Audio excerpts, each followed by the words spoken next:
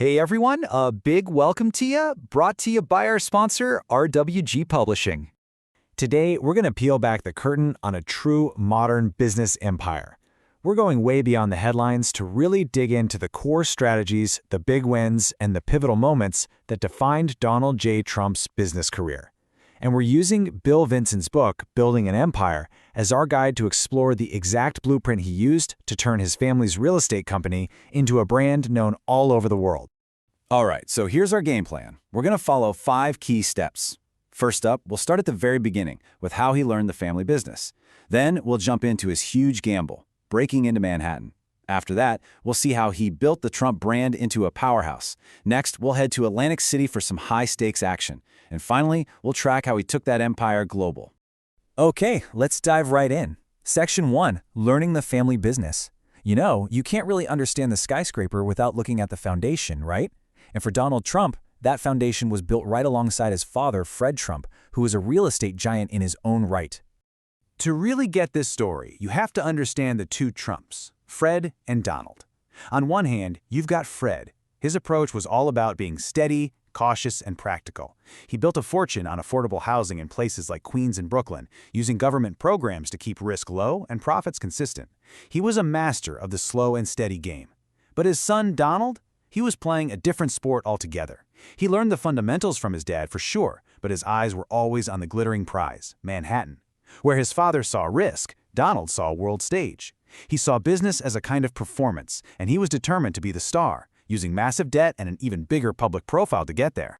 And this wasn't just about book smarts from Wharton, He got his hands dirty. After graduating, he was right there on the front lines, collecting rents, dealing with tenants, learning the nuts and bolts of the business. And get this, his first big test wasn't even in New York. It was a failing apartment complex in Cincinnati called Swifton Village. It was hemorrhaging money, only 30% full. He jumped in, poured money into fixing it up, and marketed it like crazy. In a couple of years, it was 100% full, and they sold it for a nearly $7 million profit. It was a huge win. But the biggest lesson he got from his dad wasn't about making money. It was about resilience. Fred taught him that in real estate, you get knocked down. The key is to always get back up.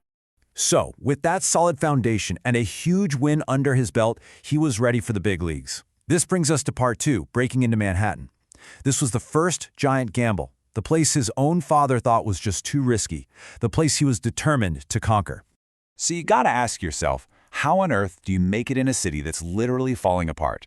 Because we're not talking about the New York of today. The New York of the 1970s was grim. Crime was through the roof, the city was broke, and the vibe was just bleak. Most developers were running for the hills. But Trump, he saw something completely different. He saw a massive bargain. And let me tell you, the deck was stacked against him.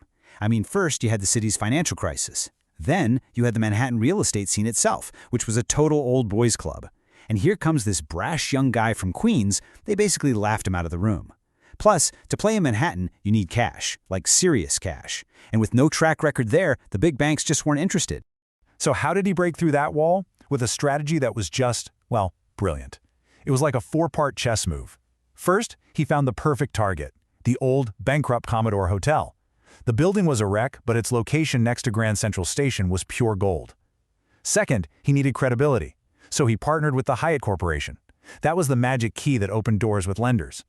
Third, and this was the home run, he went to the city itself. He pitched the project as a symbol of New York's rebirth and landed an unheard-of 40-year tax break. And finally, the transformation. He wrapped the old building in sleek glass, and in 1980, the Grand Hyatt opened. It was a massive success that helped change the whole neighborhood. Okay, so the Grand Hyatt was a huge win. It put him on the map. But what came next? That changed everything. This brings us to part 3, building the Trump brand. He realized that the most valuable piece of real estate he could ever own was his own name. So what does that even mean, the Trump brand? Well, it was all about strategically turning his name into a symbol. He wanted Trump to mean the absolute peak of luxury, of success, of big, bold vision. The idea was genius, really. You weren't just buying a condo, you were buying a piece of the dream. The brand itself became an asset, something he could sell just like a building. And this quote right here from The Art of the Deal, it's the key that unlocks the whole thing. But when he talks about leverage, he's not just talking about borrowing money. Oh no. For him, leverage was media attention, leverage was fame, it was being the guy everyone was talking about. That gave him the power to shape deals his way. He built this brand on 4 main pillars. First, he became a master of the media, feeding them stories to stay in the headlines. Second, his buildings had to shout success. Think of the shiny bronze glass Trump Tower. They were unignorable. Third, he courted celebrities to live in his buildings, because if Michael Jackson lived there, you knew it was the place to be. And finally, he figured out that controversy wasn't a bad thing. He knew that being talked about, good or bad, meant you were relevant. So with this powerful brand he'd built in Manhattan, he was ready to take it to a place that was all about risk. Welcome to Section 4, High Stakes in Atlantic City. This is where he rolls the dice, big time.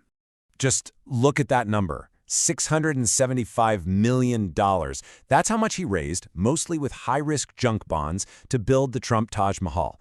He called it the 8th wonder of the world. This wasn't just another project. This was a Hail Mary pass of a business deal. So the Taj opens in 1990 with this huge, spectacular fanfare. But behind the scenes, the debt was just crushing. The casino couldn't make enough money to pay the interest, and just a year later, boom, the property filed for Chapter 11 bankruptcy. Now, for almost anyone else, that's game over, career done. But this is where that resilience his dad taught him kicked into high gear. Instead of folding, he went to the mat with the banks. He argued he was worth more to them running the place than on the street, and it worked. He restructured the debt, gave up some ownership, but he stayed in control. It was a brutal lesson, but it completely changed how he did business from then on. Look, how he pulled himself out of that mess is a whole story in itself. It's really the heart of the book, Building an Empire. If you want the inside scoop on how he navigated that crisis and fought his way back, you've got to check it out. We've dropped the Amazon link right in the description below for you. And that comeback, it directly leads us to our final section, expanding a global empire. That harsh lesson he learned in Atlantic City forced him to get smarter, and it led to a whole new business model that let him take the Trump brand worldwide with a lot less risk. So check out this shift in strategy. The old Trump model was all about direct ownership. Buy the land, get the loans, build it, own it. Like Trump Tower. Super high risk, but also high reward. But the new Trump model, post-Atlantic City, was way different. It was all about licensing. Basically, other developers would put up all the money and take all the risk. And in exchange for a big fee, he'd let them put his famous name on their building. He went from being a real estate developer to being in the brand business. And this new, low-risk model, it was like pouring gasoline on a fire. Suddenly, the Trump name was popping up everywhere. We're talking luxury hotels in Canada, golf courses in Dubai and Scotland, a tower in the Philippines. This strategy let him plant his flag all over the globe, something that would have been impossible with the old, high-risk model. So when you boil it all down, what's the blueprint here? What does Bill Vincent's book really show us? It's this killer combination of 4 things: thinking way bigger than anyone else, mastering the media to control the story, turning your own brand into your most powerful weapon, and maybe most important of all, being incredibly resilient. Just flat out refusing to lose. And that really brings us to the big final question, right? When you look back at everything, you realize the most important thing he ever built wasn't a skyscraper. It was his name. So what's the real lesson we can take away from an empire built not on a foundation of concrete, but on the massive, intangible power of a brand? Well, that's our look into this incredible business journey. But honestly, we've only scratched the surface. To really get into the nitty-gritty of these strategies, you've got to grab a copy of Building an Empire. The link is waiting for you in the description. And a huge thank you to our sponsor, RWG Publishing, for making this possible. Thanks so much for listening to the Deep Dive Podcast.